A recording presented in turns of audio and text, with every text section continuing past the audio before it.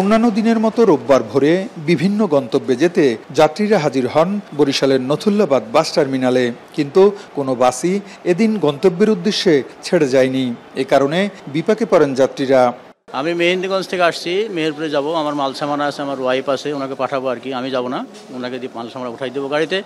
এখন তো চরম দুর্ভাগ্য, যেহেতু মহিলা মানুষ কিভাবে যাবে জানি না। রাস্তার উপরে এসে বসে আছি, এটা কেমনে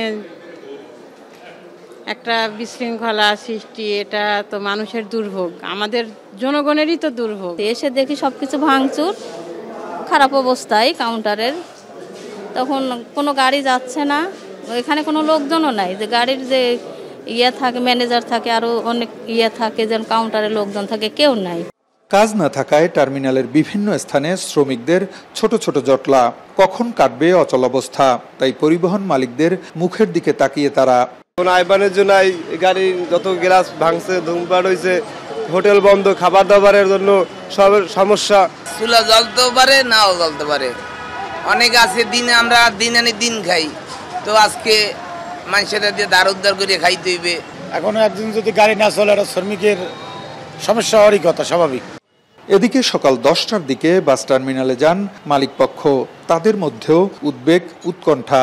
তো এত বড় ঘটনা আসলে এই বাস টার্মিনালে বড় ভাই যে বললো 40 বছর ইতিহাসে আমরা আসলে দেখিনি। অনেক ধরনের শ্রমিক এবং ছাত্র বা ইসের সাথে সংঘর্ষ, ভুল বোঝাবুঝি হইতে পারে। সেটা অল্পতি আবার সেটা এখানে যেহেতু একটা বাস মালিক গ্রুপ আছে, সেখানে নিরসন করার অনেক জায়গা আছে, গার্ডিয়ান আছে, সেটা যদি না থাকে, তারপরে ডিসি মহোদয় আছে, সব কিছুই ছিল। নথুল্লাবাদ বাস টার্মিনাল বরিশাল বিভাগের সবচেয়ে বড় বাস টার্মিনাল। প্রতিদিন 1000 বাস এই টার্মিনাল থেকে যাতায়াত করে। হাত ভাড়া নিয়ে শিক্ষার্থীদের সাথে দ্বন্দ্বের জেরে শনিবার সন্ধ্যায় সংঘর্ষ ও বাস ভাঙচুরের ঘটনা ঘটে। এ সময় ছাত্র, শ্রমিক সহ আহত হয় অর্ধশত। ফেরদাউস সোহাগ, এখন, বরিশাল।